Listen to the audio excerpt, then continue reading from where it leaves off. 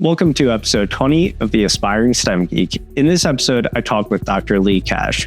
Leigh received her PhD from Johns Hopkins University and is currently a research engineer at Los Alamos National Laboratory. Within the episode, we discuss how Leigh became interested in science growing up, going to the University of Georgia to study environmental health, being a student athlete, a life-changing event that solidified Leigh's interest in public health, nanoparticles, uncertainty quantification, and statistics. Please note that this episode is audio only, and any books or papers that we have discussed are linked in the description below. I hope you enjoy.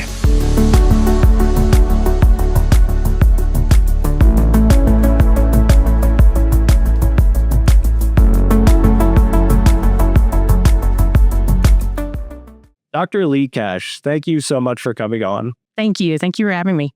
I'm excited. You're the second statistician I've had on back to back, and this is going to be a great conversation. Josh, I hope so. You probably had somebody more qualified than me, but we'll go for it. No, you're definitely qualified. You also have a very cool name, Leigh Cash. It sounds like a movie protagonist. I'm serious. It's like my name's Cash, Leigh Cash. Yeah, I can only claim James, my husband, for that.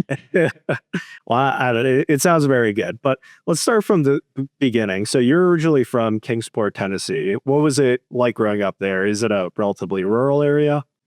So Kingsport's in East Tennessee. It's in the Tri-Cities. And growing up there, we were probably the 5th largest county in Tennessee. So pretty big for East Tennessee.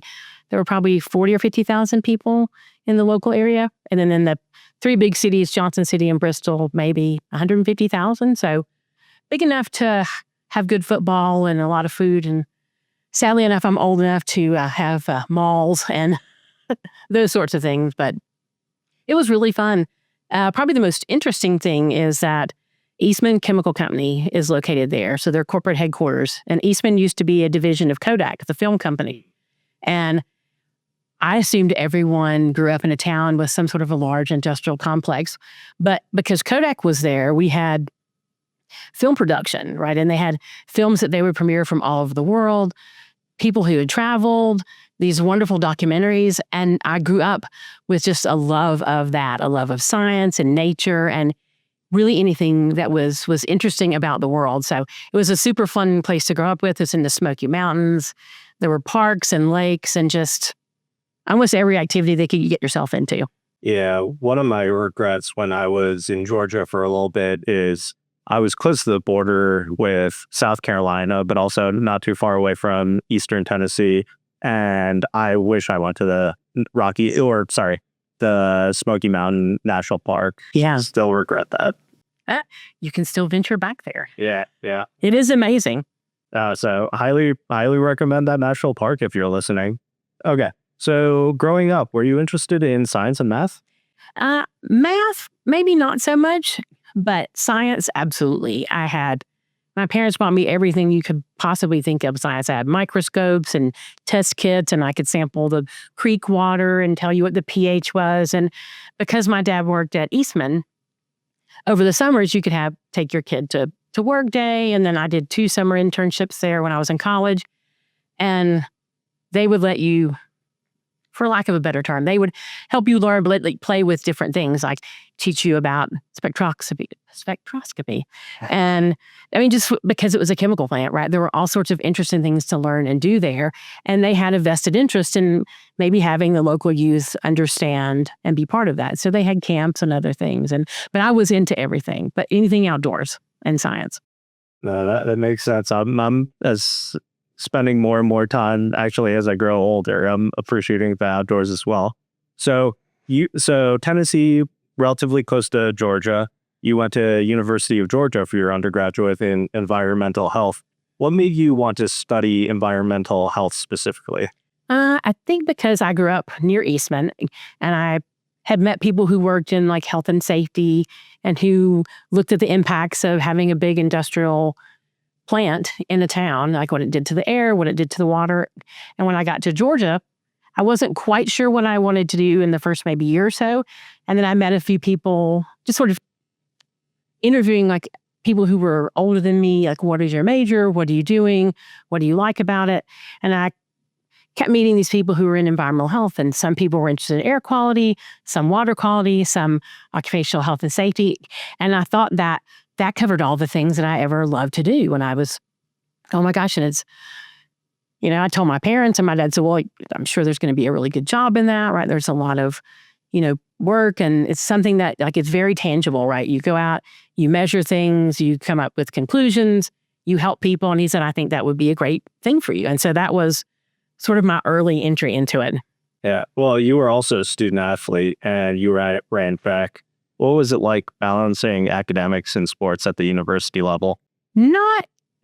So track is an early morning sport, and I was a walk-on. I was not a recruit. I walked on to the team. Didn't spend a ton of my academic career doing that for reasons we'll talk about later. But I really enjoyed it. Like, it calmed me down. Like, it gave me an outlet for some of the academic stress, growing into adulthood, dating, right? Like, all the things that I would say come with the anxiety of becoming your own person and not having parents or other family so close. And so it was a really wonderful thing for me.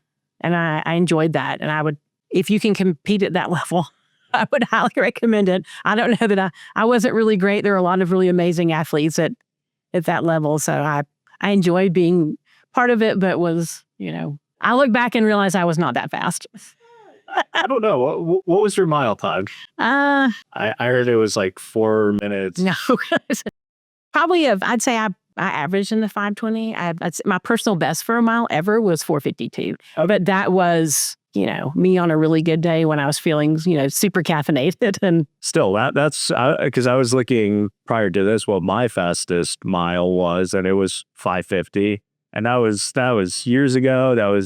I'd be huffing and puffing to get 6:30 at this point. Yeah, I look back and I go, is that real? Did someone fudge that number? I'm not quite sure. Now I'm not sure I could actually get my car to go that fast for a mile, but I believe that you did 4-minute 52-second mile, which is amazing. It's so fast. Okay, so there was an incident at the university involving pesticides. What happened with that? So as many places do, they spray on a monthly or quarterly basis to prevent, like, bugs and things in the dorms. It's pretty standard practice. I believe there was a misuse of pesticide in the dorm that I was in at the time, and I had some respiratory problems, ended up in the emergency room, and it was sort of shocking to me, right, that they could come into my dorm room and spray. Even though I understood the why, I had sort of this deep sense of, at the time I would call it probably anger, that they would come in and spray and you didn't have to tell me. And so after being sick and sort of trying to recover through that and having some subsequent health issues that I would say were associated with that, causality versus causation, correlation, right? But what became of that, I became so just attached to understanding, like, why they didn't have to tell me, right? I thought, well, I'm in environmental health. Don't I have a right to know? Like, there are all these potential health consequences. And so I complained to one of the faculty members there, Lori Fowler, who I adored. And she said, well, if you really want to do something about it, she's like, well, why don't you just maybe try and change everybody's life? She's like, you could write a law to stop this from happening ever again. And without any knowledge of the process, I, of course, just boldly said, sure, that sounds like a great idea. So would that be a state law? Yeah. Okay. Yeah. Okay. So she introduced me to a representative in the Georgia House of Representatives named Ken Poston.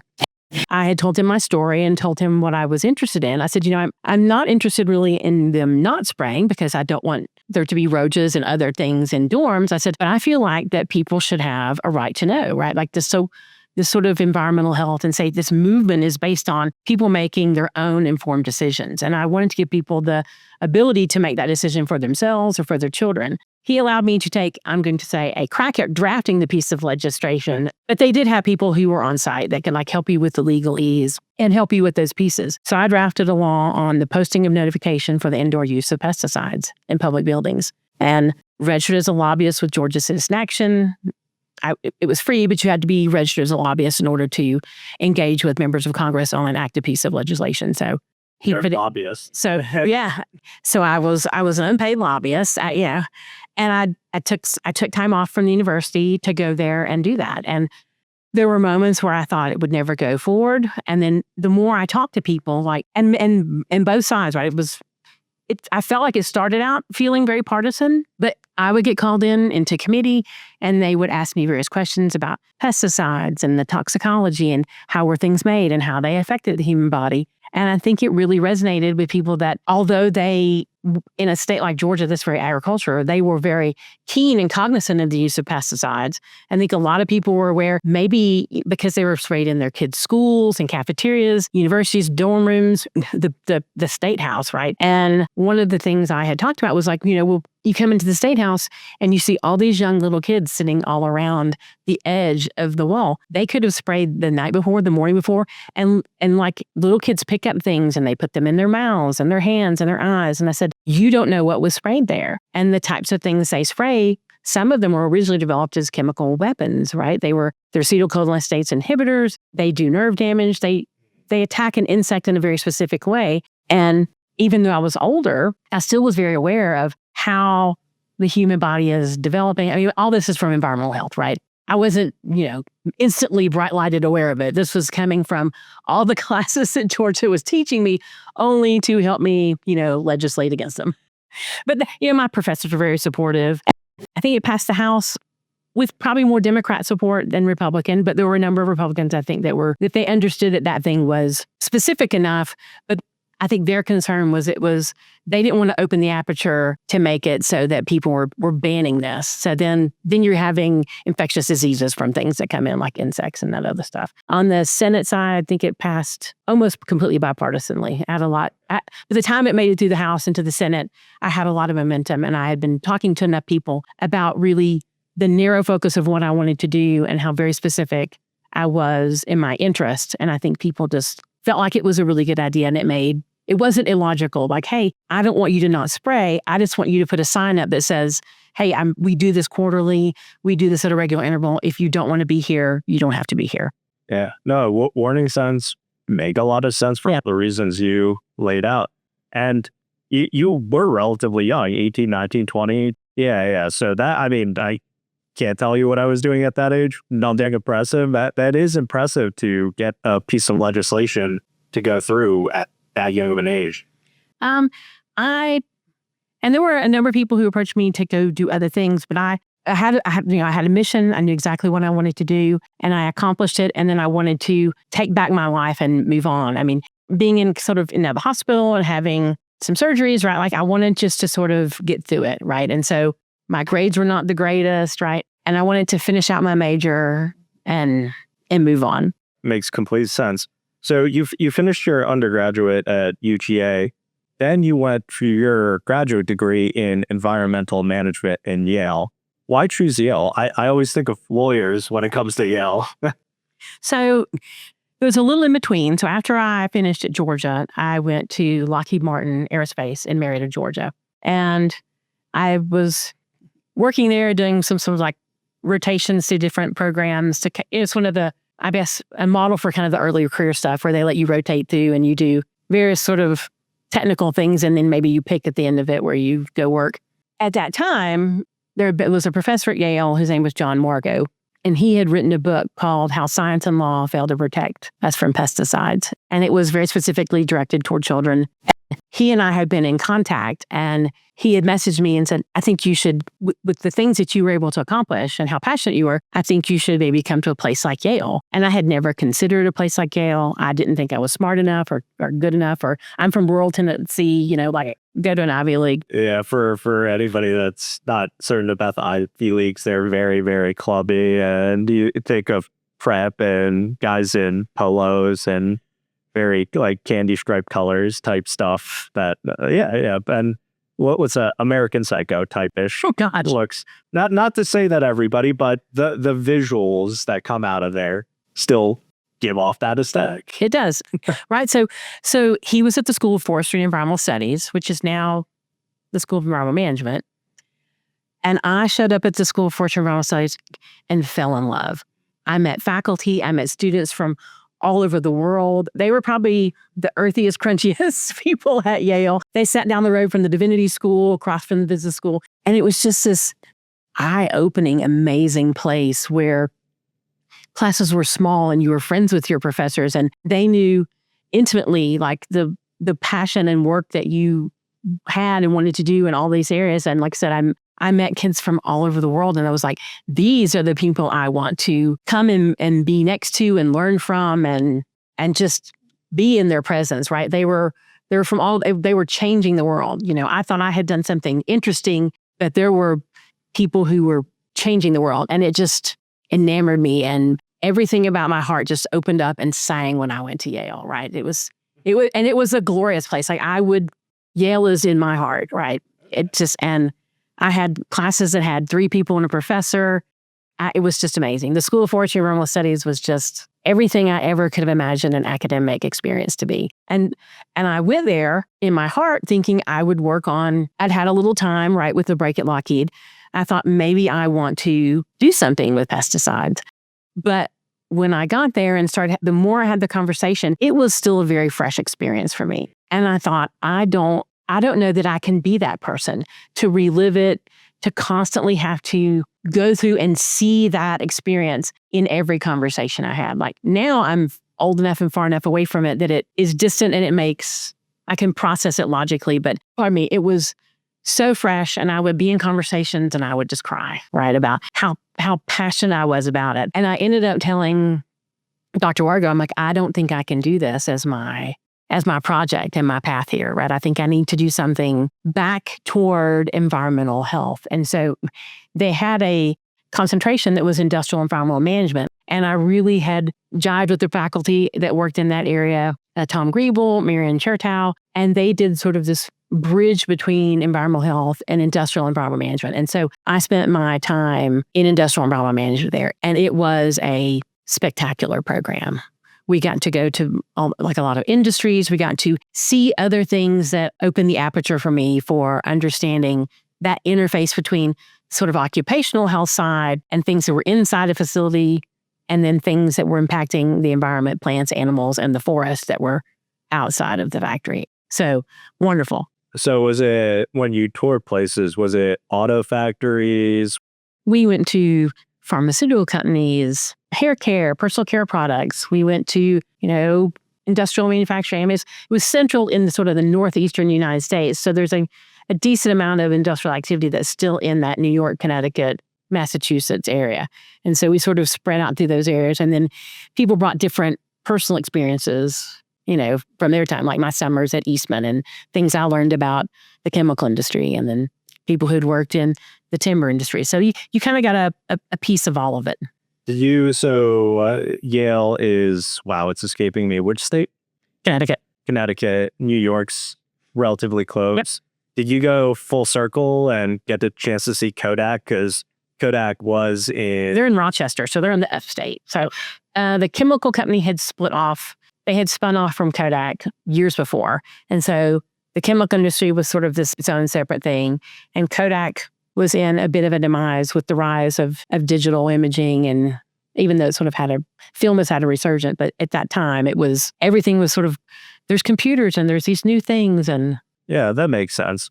So we'll fast forward a little bit. Around 2009, we started working for the Los Alamos National Laboratory.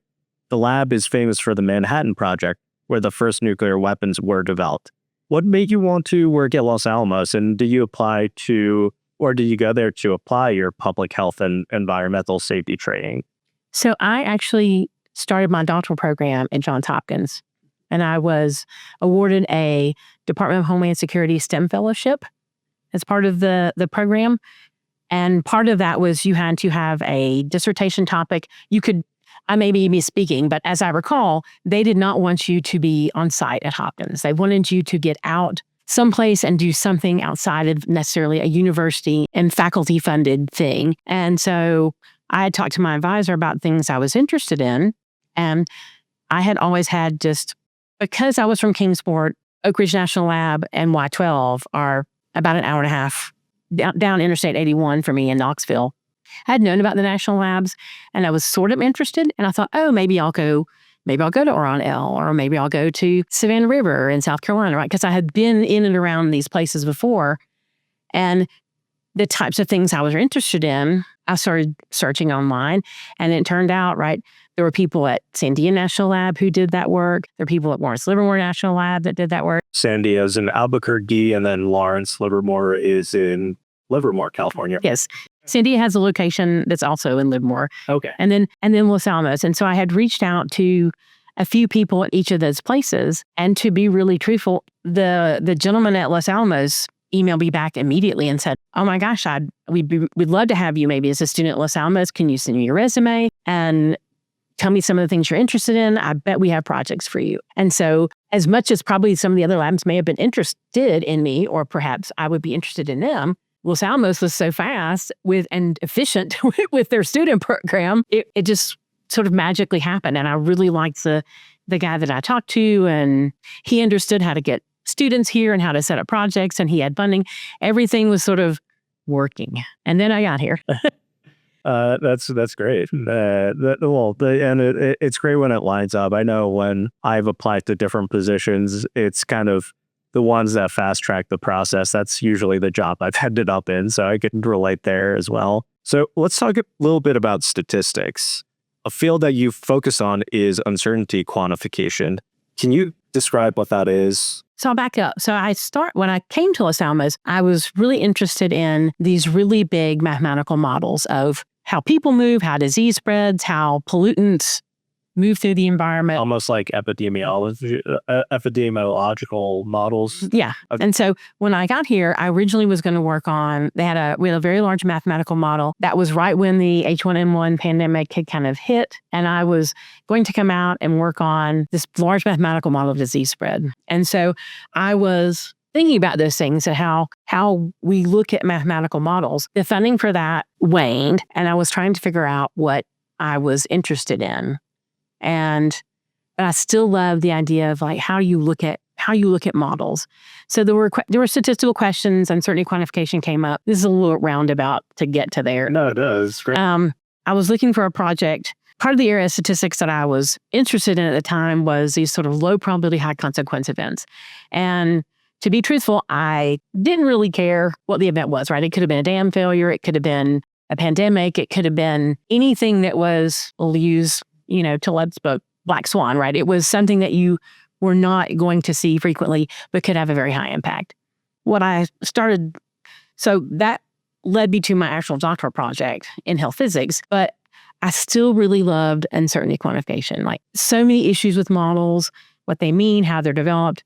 Because uncertainty quantification is sort of the science of identifying and characterizing and reducing uncertainties in mathematical models, stayed in the back of my mind of something that I wondered if I could do, but it was on the back burner for a while. Okay, yeah, that makes sense. And going to the low probability but low consequence events. So usually an example that I use is the heart rates. You might have something like a normal distribution. Most heart rates are somewhere between 70 and 90 beats per minute. Then if your patient comes in, they have something like 120 beats per minute. That should be, hey, that's a pretty big red flag. You're well past all the other observations we've had. So it's a very you usually focus on the tails, meaning the observations where you have outliers. So I totally understand that. And uncertainty quantification is a pretty cool concept. So one of the other things that you've looked at is nanoparticles. So before we get into some of your research, can we talk about what is a nanoparticle? So a nanoparticle is a tiny particle that is typically 1 to 100 nanometers in diameter. They have unique physiochemical properties. They have increased reactivity, high surface to volume ratio, and other unique things like various optical characteristics. And from a public health standpoint, they can be more toxic because they can pass through cellular membranes, blood-brain barrier. They can get into a lot of places where you don't want them to go. Can these particles be, I'm thinking maybe of something like asbestos. I don't know if that's quite that small, or is there what would be an actual real world example of a nanoparticle that may get in and may be dangerous to somebody? I think viruses can be pretty small, but radioactive nanoparticles, right? Like things that can get that small. And there are air pollutants, other things that can fractionate and get to be that small. Sometimes they're generated in those aerosolized ranges. I mean, it's a bell curve of a distribution, right? Like it's the far end of the tail. Yeah. And the question that came up for the dissertation was, we think about a lot of these restful particles in like the 2.5 to 10 micron range.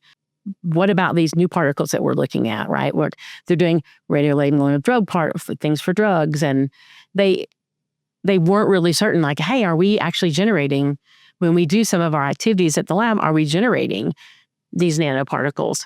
And are we, given the standards and the personal protection that we have implemented, are we protecting our workers from those if we are generating them? And so that was the question that came to the lab, me and as a dissertation. Yeah, that makes sense because, like you're saying, you're running this experiment. You're not even thinking about it. There's some nanoparticles that might be exposed to people that could be dangerous.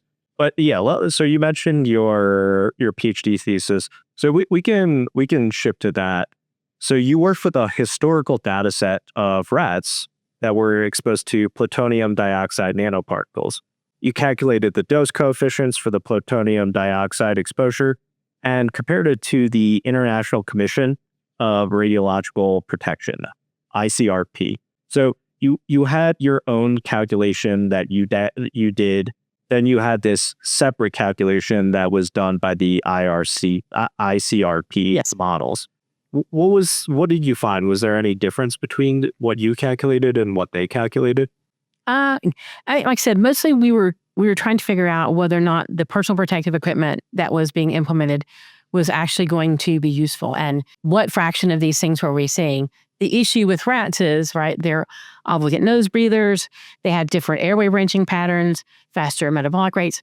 Those are a lot of things that you have to consider, but that was the data set we had. There have been exposures to restful plutonium, but no one had really studied. They had not, they're not measuring nanoparticles. That wasn't even a consideration at the time. And I was very lucky that there was a study that had done that, but had not necessarily looked at and addressed the question I was trying to address. So I was lucky that I did not have to actually put little mask on rats and have them inhale plutonium. Yeah, and obviously, so this could be dangerous. So you can't have experiments with humans because you can't just expose humans to this for various reasons, biggest being moral. So given that there is very little exposure data on like humans in general, let alone with the historical data for rats, how reliable can the data be, and what are some of the issues that you ran into with data scarcity? Like I said, rats in general for modeling for humans they share a lot of our DNA, but again, the respiratory side, we breathe from our nose and mouth. They breathe out of their nose. There are a lot of different things that you have to look at. You do the best you can with the data you have. And what we were seeing is that if we are using the personal protective equipment and the standards that we were going by through DOE, we felt like that we were doing a good job. So it wasn't a groundbreaking dissertation. It was, I found out that we're doing good to the best of your knowledge, right? Because rats are so because it's difficult to translate between a rat and a human on that level, you give yourself a few factors of consideration of, there's probably going to be some error in here, but if we do these things, do we feel like we're still safe? And so, I had a lot of other people who supported me who were renowned in these fields in internal dosimetry, in aerosol science, and in respiratory protection. And I think I felt good when I walked away that what they were doing was in a good path. And in addition to that, even with the processes that are done at a place like Los Alamos, you're not generating them in such a large fraction. There are places where they generate them intentionally. And I think that's a consideration when you start, if it's an accidental thing, that bell curve distribution really counts. But if you're generating nanoparticles and only nanoparticles, then it becomes, a deep respiratory system question, how do you actually really protect people? Yeah. So for your conclusion for the dissertation was at the end of the day that the dose coefficients weren't really, what was the conclusion or the takeaway? Pretty much what I said, right? That based on the dose that you would get from such a small amount generated, and the particle size distribution, that we didn't feel like that the protective standards needed to be changed. The engineering controls, what the lab and what other places who worked with these type of materials were doing were sufficient. But like I said, the only question is if you started generating things intentionally at those levels, then that became a separate issue. But for the parameters of the question I was trying to answer, Lab safety protocols seem to be working. Yeah. Luckily. Yes. Again, from a public health standpoint, I was happy that I came up with what we looked at concluded that we were doing a good job. There are people I know who did dissertations where they found out they weren't doing a good job, or that you needed to increase the standards or lower the threshold or do those things. But I think, radioactive materials have been studied so long and they're pretty easy to find. They're easy to track given the signatures they have. And I think people well before me had spent blood, sweat, and tears trying to make sure, to the best of their ability, that people were, when they were working with the materials, were safe. I felt really good about, pretty open there. Like, if you want to come in and take samples, or if you want to look at different pieces of equipment, air monitors, those things. But, I'd done enough industrial work that I felt very comfortable. So that's great to hear. So in a similar study, you researched how nanoparticles were filtered through masks and HEPA filters. You and your colleagues found something pretty surprising, that extremely small particles are more easily caught by the filter from the mask than larger particles. How does that happen?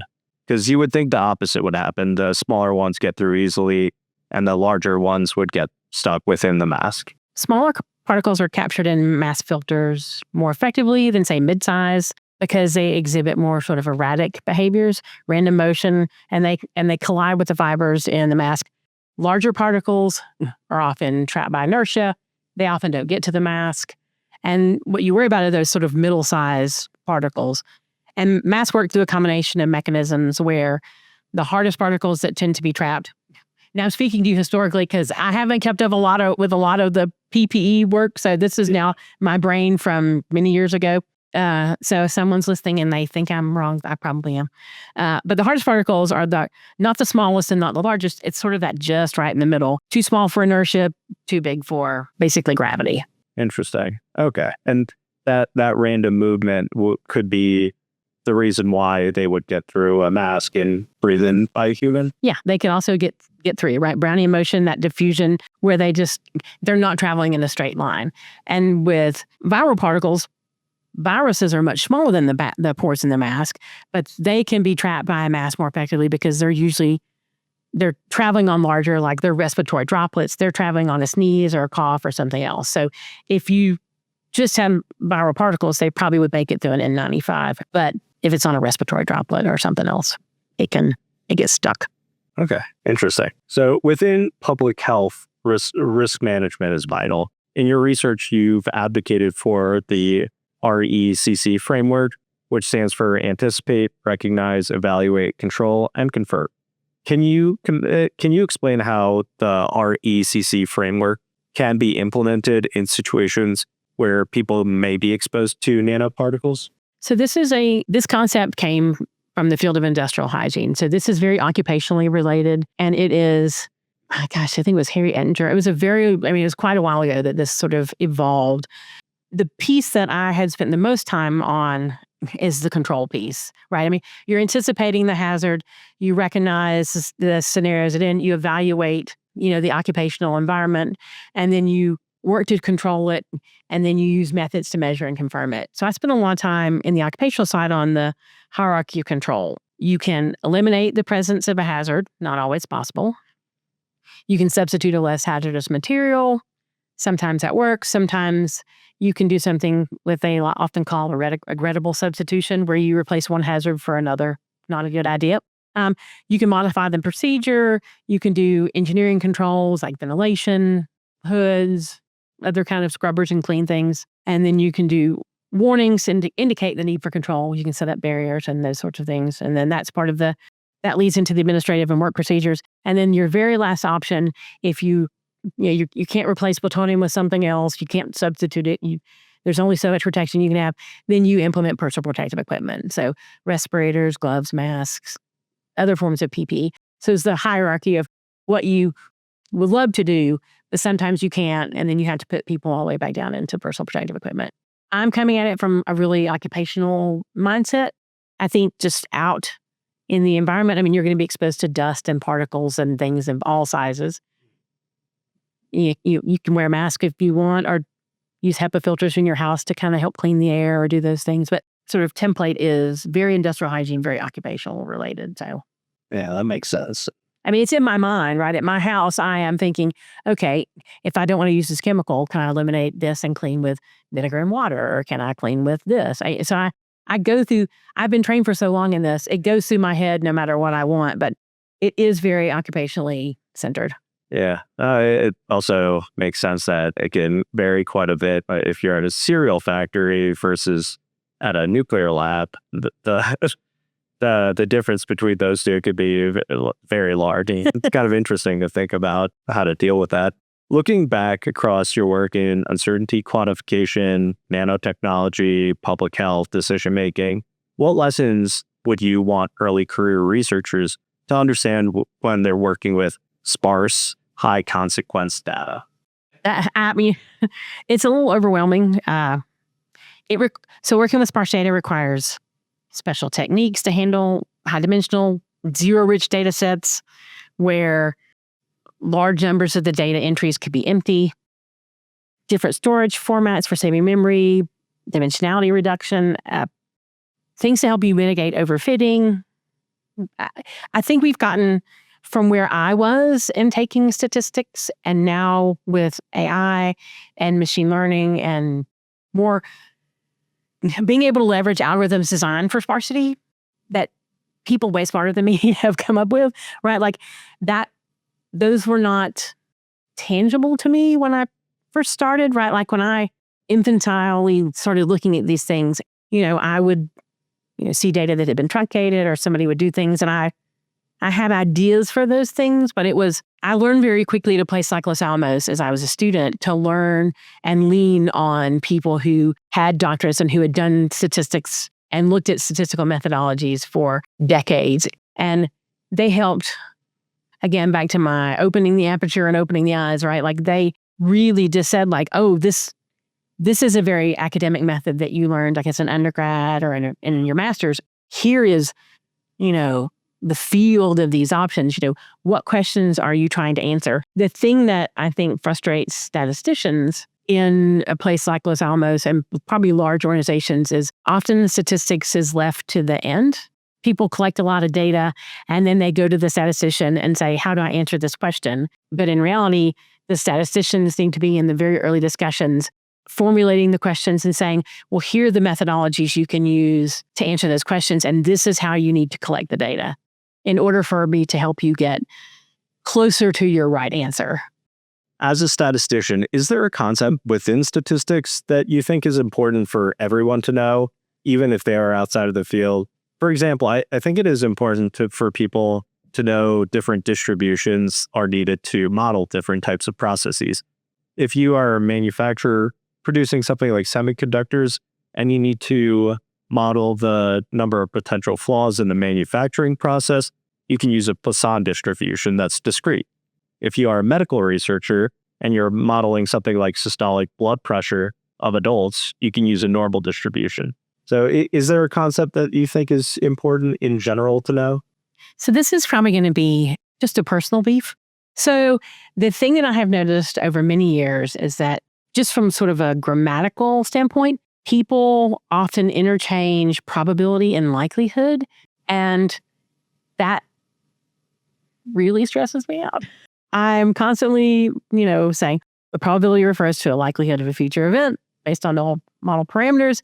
A likelihood is a measure of how well your model or hypothesis fits the data. And so you'll read papers and things that people create, and they'll say, well, the likelihood of event, and they'll give you a probability. And I know, again, grammatically, they're very interchangeable. And just from a colloquial standpoint, people are comfortable with that. But mathematically, it drives me up the wall. When someone says the probability of something, I need them to I need and want them to not say likelihood. And when they say the likelihood, I need them not to tell me it's a probability. I agree. When it comes to academic or real world settings where you need to set up an experiment, being precise is important.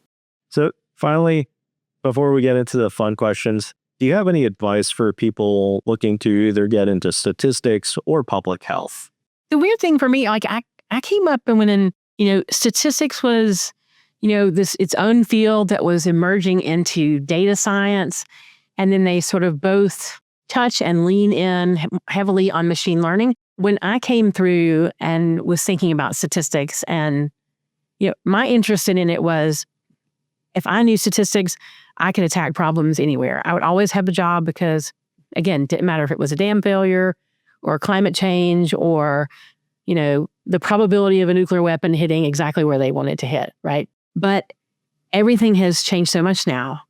So, my experience in statistics now has put me, in more conversations about machine learning and artificial intelligence, which are amazing. And it's really nice to have the academic background and in statistics and math so that you can hear the description of the model and what the AI and machine learning things are telling you, and you get a good gut feeling, right? Having that background academically helps you not believe maybe the lie you're being told, right? When you can look outside and see this eye is blue, but the model tells you it's green, you want to be able to call bullshit. And statistics and math allow you to interrogate and ask really good questions.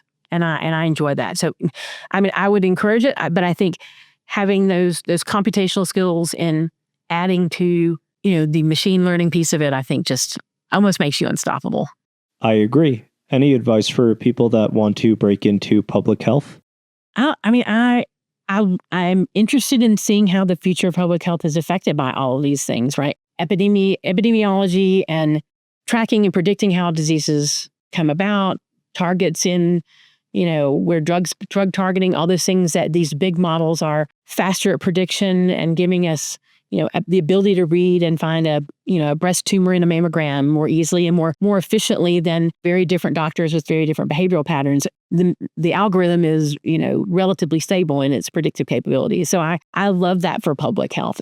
But I also kind of weep for that sort of old-timey shoe leather epidemiology where people just got out and just dug in and figured it out. And I think there's so much joy in that. And I hope people don't lose that with the ability to answer questions more simply. I hope they don't miss the journey to get to the top. All right. So let's get into the fun questions. Do you have any book recommendations? Actually, I like reading about the history of statistics and the history of math, anything in physics. I just got done with a book called The Strangest Man, The Hidden Life of Paul Dirac. It's by Graham Formello. And Paul Dirac was a mathematical and physical genius. He helped discover quantum mechanics. He was admired by Einstein. He was among those people in that early 20s, early 30s. I think he was maybe one of the youngest theoreticians, if not the youngest, to win a Nobel Prize. Heisenberg, Schrodinger, Dirac, von Neumann, Einstein, that group, that time. And I knew Dirac and a lot of his, and the mathematical equations and the things he thought, but I had never gotten through the book, and somebody had recommended The Strangest Man, and I really enjoyed it. And it showed a side of him that was kind and sort of inert, right? He was not a boisterous figure, right? Like Heisenberg and some of the others who were very sort of outgoing, but he was sort of very even. And I think at the end of the book, they speculated that he might have had autism, right? He was, or maybe perhaps on the spectrum, hard to truly know, but he was so quiet and so introverted and so in his mind, but he loved the beauty of math and didn't think math should be an equation for an equation, but it should be beauty in itself. And because of my love of math and the love of sort of the history of math and numeracy and those things, I loved him even more as a person after going through the book, right? Where I'm so enamored with his mind and the things he was able to accomplish, right? But just I don't know, this just math in general. And then the other that I got a copy of that I started, which is probably, unless you like history of math, it's probably a little more difficult to kind of pursue. I think it's a 1,500-page volume. It's called The Cultural History of Mathematics. And it goes in its best ability for a comprehensive history of math from antiquity, like how concepts evolved globally. I liked that it goes through Egypt and Babylonia and Greece and India and China, Africa, Islam, pre-Columbian American. It takes you out of sort of this Anglican-centric. Yeah, especially in the United States. Right, like you're understanding. And I had read things on that before, but this was such a nice put together piece of historical significance, right? Where you can touch these other societies and see how maybe pieces of what they did influenced all the really wondrous things that became of mathematics. Yeah, I'll definitely have to look up the cultural history of mathematics. Also, since you mentioned von Neumann, I still haven't read it, but I bought his book on game theory. That's on my to-do list to read. I don't know that it'll be as much as a fun read. And hopefully I'll learn something from it. But let's wrap up with the final question.